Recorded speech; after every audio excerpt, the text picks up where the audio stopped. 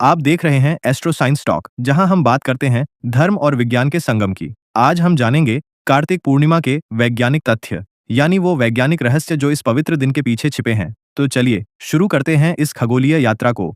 Fact एक, कार्तिक पूर्णिमा और चंद्र विकिरण NASA और ISRO दोनों के कुछ अध्ययन बताते हैं कि पूर्णिमा की रात को पृथ्वी पर आने वाला लूनर रेडिएशन सामान्य रातों से लगभग 12% अधिक होता है।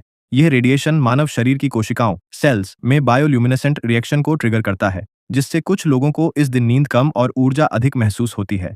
इसीलिए कई लोग इस दिन जागरण या ध्यान करते हैं।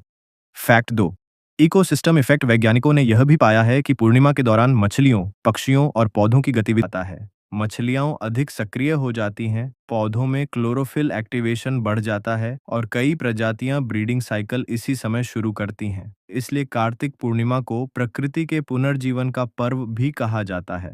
फैक्ट 3, कार्तिक पूर्णिमा क्या होती है? कार्तिक पूर्णिमा हिंदू पंचांग के अनुसार कार्तिक मास की पूर्णिमा को आती है। ये दिन तब होता है जब चंद्रमा अपनी पूर्ण कलाओं में होता है और सूर्य तुला राशि में स्थित होता है।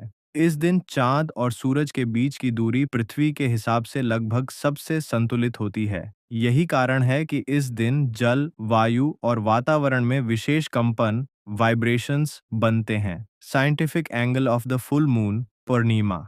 अब अगर हम इसे विज्ञान की दृष्टि से देखें, पूर्णिमा के दिन चंद्रमा की ग्रेविटेशनल पुल यानी गुरुत्वाकर्षण शक्ति सबसे अधिक होती है। इस शक्ति का सीधा असर हमारे शरीर के जल तत्व वाटर कंटेंट पर पड़ता है, क्योंकि हमारा शरीर लगभग 70% पानी से बना है। पूर्णिमा के समय समुद्र में ज्वार भाटा हाई टाइड्स बढ़ जाते हैं और यही प्रभाव हमारे शरीर के भावनात्मक और मानसिक संतुलन पर भी पड़ता है। इसीलिए कार्तिक पूर्णिमा पर ध्यान, स्नान और व्रत का विशेष महत्व बताया गया है, क्योंकि ये सब हमारे मानसिक स्थिरता को बढ़ाते हैं। Fact 4, Kartik Purnima and light frequency.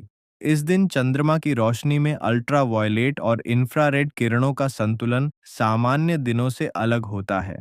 रात को जब लोग दीप जलाना करते हैं, तो वह सिर्फ धार्मिक क्रिया नहीं, बल्कि फोटोनिक बैलेंस का प्रतीक है। दीपक की लौ और चांदनी मिलकर एक प्रकार की सकारात्मक आयन ऊर्जा पॉजिटिव आयन एनर्जी बनाती है, जो वातावरण को शुद्ध करती है और मन को शांत। फैक्ट 5, कार्तिक पूर्णिमा पर स्नान करने की परंपरा भी वैज्ञानिक रूप से बहुत गहरी है।